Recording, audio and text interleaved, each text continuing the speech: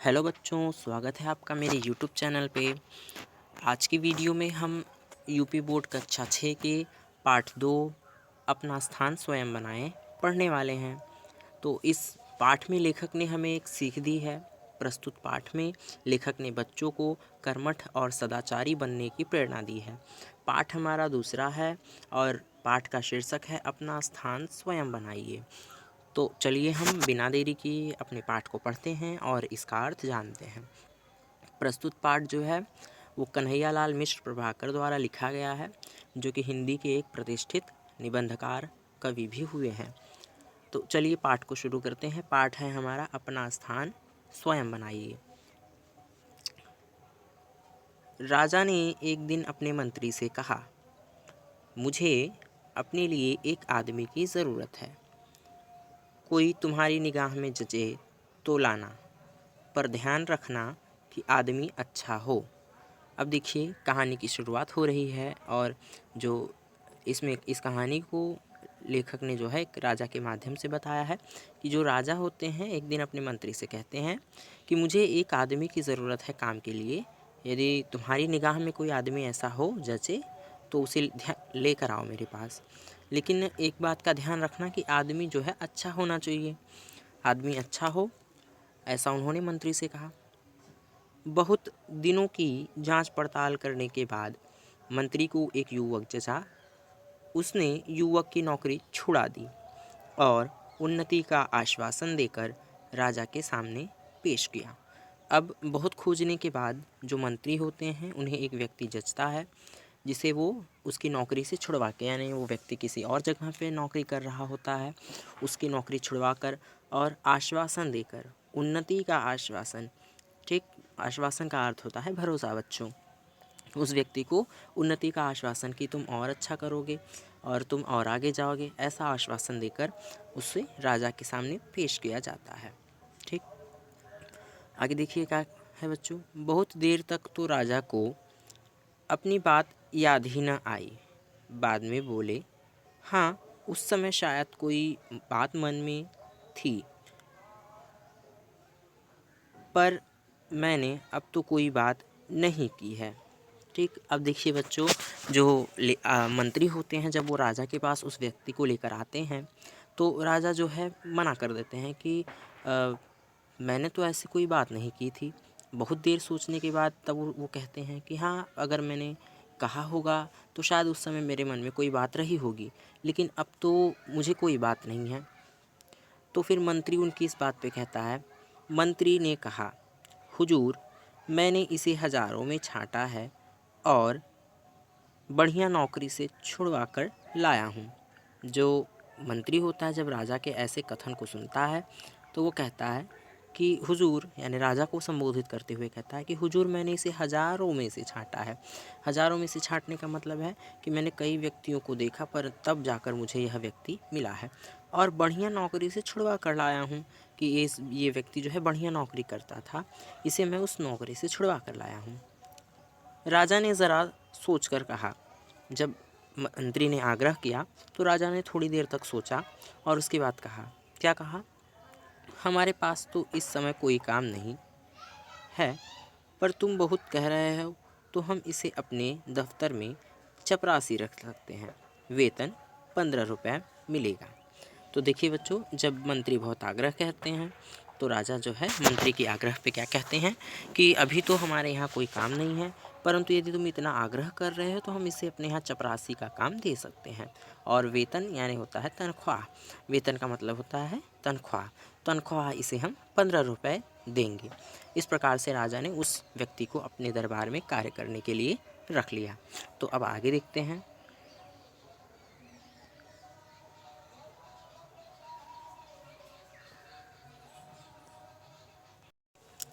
तो बच्चों, राजा ने उस व्यक्ति को जो है नौकरी पर रख लिया और उसका वेतन 15 रुपया कर दिया। मंत्री को बुरा लगा, पर युवक ने कहा, देखिए, मंत्री को बुरा लगा पर युवक ने कहा, मेरे लिए सबसे बड़ा वेतन यह है कि मुझे अपने राजा की सेवा करने का मौका मिलेगा। मंत्री को इस बात से बुरा लगता है कि राजा केवल 15 रुपये वेतन पर ही इस व्यक्ति को यहाँ रख रहा है, लेकिन वो जो व्यक्ति होता है वो बहुत समझदार होता है और कहता है कि मेरे लिए ये वेतन बहुत ज़्यादा है और मेरे लिए तो सबसे खुशी की बात यह है कि मुझे अपने राजा का सेवा करने का यह अवसर मिल रहा है। यह कहकर वह उस नौकरी के लिए तैयार हो गया। मंत्री जब उसे दफ्तर से छोड़ने गया तो वहाँ धूल थी, क्योंकि राजा वहाँ न कभी जाते थे और न काम करते थे। यह देखकर मंत्री दुखी हुआ, परंतु वह युवक इतना होने पर भी बहुत खुश था। उसने अच्छा स्थान उसने अच्छा स्थान दिलाने के लिए मंत्री के प्रति कृतज्ञता प्रकट की। देखिए अब आगे क्या होता है बच्चों कि जो मंत्री होते हैं उस व्यक्ति को लेके जाते हैं उस स्थान पे जहाँ उसका दफ्तर होता है, यानी जिस जगह उसे कार्य करना होता है। तो जब मंत्री उस जगह पर जाते हैं युवक को लेके तो देखते हैं कि वहाँ बहुत सारी धूल पड़ी हुई है, क्योंकि राजा वहाँ न तो स्वयं जाते थे न ही कोई कार्य किया जाता था। मंत्री को बहुत दुख होता है कि युवक इतना होने पर भी खुश है। मंत्री को बहुत दुख होता है, परंतु युवक इतना होने पर भी वो बहुत खुश होता है और एक अच्छा स्थान दिलाने के लिए मंत्री के लिए कृतज्ञता प्रकट करता है कि मंत्री जी की वजह से आज मुझे इस स्थान पर कार्य करने का अवसर मिला है। चलिए आगे देखते हैं।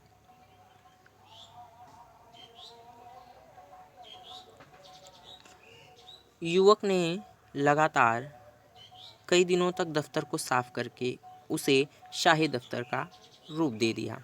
देखिए बच्चों, अब जो युवक होता है वो बहुत ही मेहनती होता है। क्या करता है, कई दिनों तक मेहनत करता है और उस गंदे दफ्तर को एक शाही रूप दे देता है, बिल्कुल साफ सुथरा बना देता है।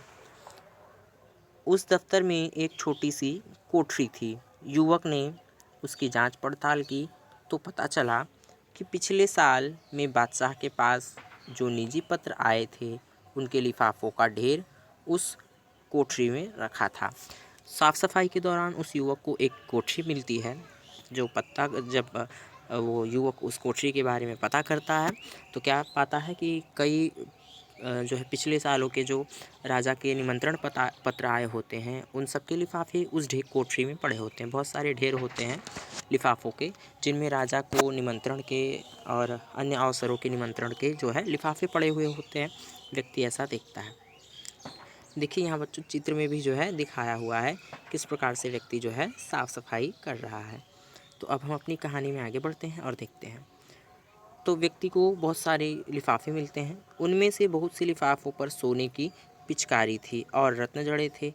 ये वे लिफाफे थे जो विवाह जैसे शुभ अवसरों पर दूसरे राजाओं और अमीर अमराओं के यहाँ से आए थे। व्यक्ति जब उन लिफाफों को देखता है तो क्या देखता है कि उनमें जो है हीरे और रत्न जड़े हुए हैं और सोने की पिचकारियाँ पड़ी हुई हैं। और ये वो लिफाफे थे जो अमीर लोगों के यहाँ से या अन्य राजाओं के यहाँ से शुभ विवाहों के अवसर या शुभ अवसरों के अवसर पर आए हुए थे। उस युवक ने क्या किया, युवक ने कारीगर लगाकर सब कीमती सामान लिफाफों पर से उतरवा लिया और बाजार में बेच दिया। अब उस युवक ने क्या किया कि कारीगरों को लगाकर जो है उस लिफाफे से उन लिफाफे से जो कीमती चीज़ लगी हुई थी उन्हें उतरवा लिया और बाज़ार में जाकर उन चीज़ों को बेच दिया और सामान बेचकर उसे कई हज़ारों रुपए मिले। उसमें से कुछ रुपए तो उसने दफ्तर के लिए बढ़िया फर्नीचर और अब वो व्यक्ति क्या करता है कि उन सामानों को ले जा कर के बाज़ार में बेच देता है, जिससे उसे कई हज़ार रुपए मिलते हैं। अब वह व्यक्ति क्या करता है कि उन पैसों में से पहले फर्नीचर खरीदता है और भी कुछ अन्य वस्तुएं खरीदता है। आगे देखते हैं बच्चों क्या है। फर्नीचर और चित्र आदि लगाने में खर्च कर दिए और बाकी सरकारी खजाने में जमा करा दिए। अब वो व्यक्ति क्या करता है बच्चों की जो पैसे मिले उनसे कुछ फर्नीचर खरीदता है। फर्नीचर यानी कि जैसे बैठने के लिए कुर्सी और अन्य ऐसी वस्तुएं जो लकड़ी की बनी हुई होती हैं। और उसके बाद और जो पैसे होते हैं उनसे कुछ चित्र वगैरह लेके वो उस जगह पर उस स्थान पर लगा देता है। और इसके बाद और जो बाकी पैसे बचते हैं उसे सरकारी खजाने में ले जाकर जमा कर देता है वो व्यक्ति। जहाँ वह सामान बिका उसने उसकी भी रसीद ली और जहाँ से यह सामान खरीदा गया उसकी भी। अब व्यक्ति क्या करता है, ये व्यक्ति काफ़ी होशियार होता है, इसलिए वो जहाँ सामान को बेचता है वहाँ से भी रसीद ले लेता है। रसीद बच्चों यानी जब हम सामान लेते हैं तो उस सामान की एक लिस्ट होती है, पर्ची दी जाती है जिसे रसीद बोला जाता है। और सामान खरीदा उसका भी रसीद, उसका भी, यानी जहाँ बेचता है वहाँ से भी रसीद ले लेता है और जहाँ से वो फर्नीचर और चित्र वगैरह का सामान खरीदता है वहाँ से भी रसीद ले लेता है। दफ्तर सचमुच शाही दफ्तर हो गया। अब जब इतना साजो सज्जा कर दिया जाता है तो वो दफ्तर सचमुच में बहुत सुंदर दिखाई देने लगता है और शाही दफ्तर की तरह हो जाता है। चुगलखोरों ने राजा से उसकी शिकायत की कि वह रुपया लुटा रहा है। अब अन्य जो मंत्रीगण होते हैं वो शिकायत करते हैं राजा से उसकी कि वो व्यक्ति जो है दफ्तर के रुपए लुटा रहा है, सरकारी खजाने के रुपए लुटा रहा है। एक दिन राजा गुस्से में भरे दफ्तर गए तो दफ्तर का हालत देखकर दंग रह गए। फिर भी उन्होंने तेज आवाज़ में पूछा, तुमने यह सजावट किसके रुपए से की है? दफ्तर के रुपए से हुजूर, कहकर उसने राजा को रद्दी लिफाफों की कहानी सुनाई और खजांची से गवाही दिलवाई कि दफ्तर का सारा सामान खरीदने के बाद बचा हुआ रुपया खजाने में जमा किया गया है। अब देखिए बच्चों, जो व्यक्ति होता है वो क्या करता है कि जब लोगों द्वारा उसकी चुगली की जाती है राजा से, तो राजा एक दिन क्रोधित हो जाते हैं और जाते हैं उस व्यक्ति के पास और जाकर क्या देखते हैं कि वो स्थान जहाँ पे वो राजा था, दफ्तर काफ़ी सजा हुआ था। राजा दफ्तर को देखकर दंग रह जाते हैं और उस व्यक्ति से पूछते हैं। पहले तो उन्हें आश्चर्य होता है, परंतु वो क्रोध भरे स्वर में पूछते हैं कि तुम्हें इन सब चीज़ों को खरीदने के लिए पैसे कहाँ से मिले?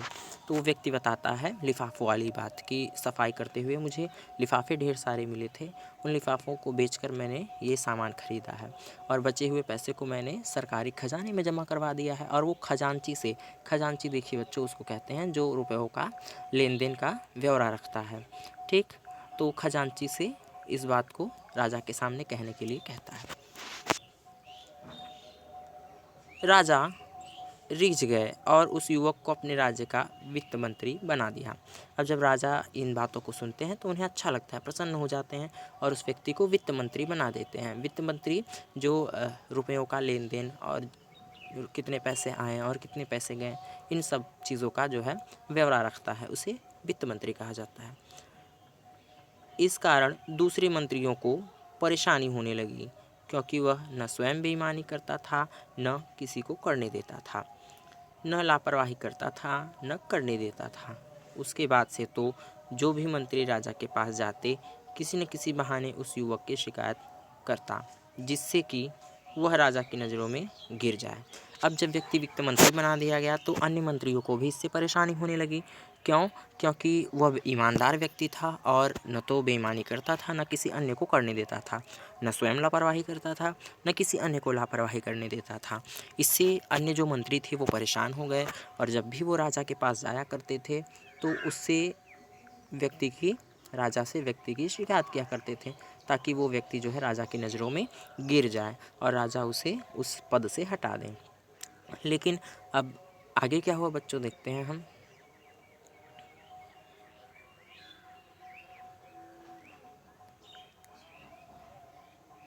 एक रात 2 बजे राजा ने अपने सेनापति को बुलाकर कहा, हमारे सब मंत्रियों को उनके घरों से उठाकर इस कमरे में ले आओ, लेकिन वे जिस हालत में हों उसी हालत में लाया जाए।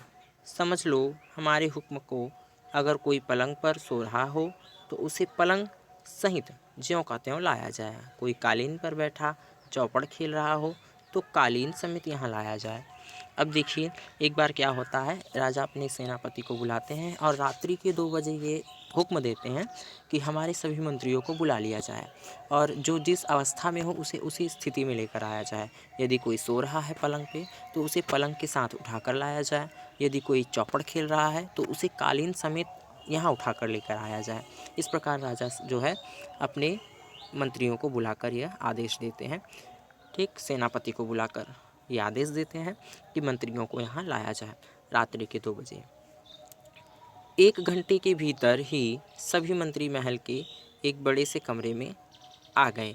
राजा ने देखा कि 8 में से 7 मंत्री नशे में थे। अब 1 ही घंटे के पश्चात जितने भी मंत्री थे वो सब जो है राजा के दरबार में हाजिर आ गए। और राजा ने क्या देखा कि 8 मंत्रियों में से 7 मंत्री जो है नशे में बिल्कुल थे, यानी वो बिल्कुल नशे में थे। उनमें से एक जुआ खेल रहे थे। वित्त मंत्री भी बनियान पहने एक चौकी पर बैठे दिए की रोशनी में कोई कागज़ देख रहे थे। सभी मंत्री बहुत लज्जित हुए। तब राजा ने वित्त मंत्री से पूछा, जनाब, रात के में 2 बजे किस कागज़ में उलझे हुए थे? अब जब राजा के समक्ष सभी मंत्री पेश किए जाते हैं तो क्या राजा देखते हैं कि सभी मंत्री जो है नशे में हैं, कोई जुआ खेल रहा है, परंतु जो वित्त मंत्री है वो एक बनियान पहने हुए हैं और रात्रि में एक बत्ती दिए की रोशनी में किसी कागज़ को देख रहे हैं। राजा उनसे प्रश्न करते हैं कि जनाब, आप रात के 2 बजे इस कागज़ में क्यों उलझे हुए हैं, क्या कर रहे हैं इस कागज़ में? अब मंत्री उनके प्रश्नों का जवाब देते हैं। क्या जवाब देते हैं? उसने उत्तर दिया, हुजूर, दूर के इलाके से इस साल जो राज्य कर आया है उसमें पिछले साल से 1 पैसा कम है, तो बार बार देख रहा था कि जोड़ में भूल है या सचमुच पैसा कम है। अब वो वित्त मंत्री जवाब देते हैं राजा के प्रश्न का कि हुजूर, इस दूर के इलाके से इस साल जो कर आया था राजकर बच्चों टैक्स होता है जो उस समय लगाया जाता था। वो उसमें जो है जो राजा होते थे वो अपनी प्रजा से कर वसूल किया करते थे। तो उस वित्त मंत्री ने जो है राजा को जवाब दिया कि मैं इस ब्यौरे को देख रहा हूँ, इसको जोड़ रहा हूँ, 1 पैसा कम आ रहा है और इसलिए मैं इसे बार बार जोड़ रहा हूँ, कहीं मुझसे जोड़ में गलती हुई है या सचमुच में जो है पैसा कम आया हुआ है। ऐसा जो है राजा कहते हैं उस व्यक्ति को, वित्त मंत्री राजा से कहते हैं। अब आगे देखते हैं बच्चों। राजा ने अपनी जेब से 1 पैसा फेंक कर कहा, लो, अब हिसाब ठीक कर दो और आराम करो। अब राजा ने जब इतना सुना तो राजा ने फ़ौरन अपनी जेब से 1 पैसा निकाला और वित्त मंत्री के सामने फेंक दिया और कहा कि लो, अब हिसाब ठीक हो गया, अब जाकर आराम करो। अब वित्त मंत्री ने क्या किया देखिए बच्चों। वित्त मंत्री ने नम्रता के साथ पैसा वापस करते हुए कहा, हुजूर, पैसा तो मैं भी डाल सकता था, पर यदि पैसा कम है तो इसके लिए पूछताछ न हुई तो इससे अफसरों में ढील और बेईमानी पैदा होगी। उसकी बात सुनकर राजा बहुत खुश हुए और उन्होंने उस युवक को राज्य का प्रधानमंत्री बना दिया। अब देखिए, जब राजा ने ऐसा व्यवहार किया, उसे पैसे दे दिए और कहा कि अब हिसाब बराबर हो गया, अब जाकर आराम करो, तो वित्त मंत्री ने जवाब दिया कि हुजूर, पैसा तो मैं भी डाल सकता था, परंतु यदि पैसा कम है और इसके लिए पूछताछ न की जाए तो इससे अफसरों में ढील और बेईमानी पैदा होगी, आगे चल के और भी समस्याएं खड़ी हो सकती हैं। जब उन्होंने ऐसा उत्तर सुना वित्त मंत्री के मुख से ऐसा उत्तर सुना तो राजा को अत्यंत ही प्रसन्नता हुई और उन्होंने उस युवक को राज्य का प्रधानमंत्री घोषित कर दिया। तो देखा बच्चों, इस प्रकार से हमारा यह पाठ समाप्त होता है। लेखक श्री कन्हैयालाल मिश्र प्रभाकर जी हैं। इस पाठ में उन्होंने हमें यह बताया कि किस प्रकार से व्यक्ति अपने अच्छे स्वभाव के द्वारा एक साधारण व्यक्ति, एक कर्मचारी से पहले वित्त मंत्री बना और वित्त मंत्री से उस राज्य का प्रधानमंत्री बन गया। तो इसी प्रकार से यदि हम भी अच्छा आचरण करते हैं, अच्छा व्यवहार करते हैं, दूसरों से ईमानदार रहते हैं, तो हम भी समाज में अपने चारों ओर रहने वाले व्यक्तियों के बीच अपनी अच्छी इज्जत बना सकते हैं। तो हमारा पाठ आज यहीं पे समाप्त होता है। तो हम अगले वीडियो में मिलेंगे आपसे अगला लेसन लेके। अगर आप चैनल को नहीं सब्सक्राइब किए हैं तो इसे सब्सक्राइब करना और बेल आइकन को प्रेस करना ना भूलें।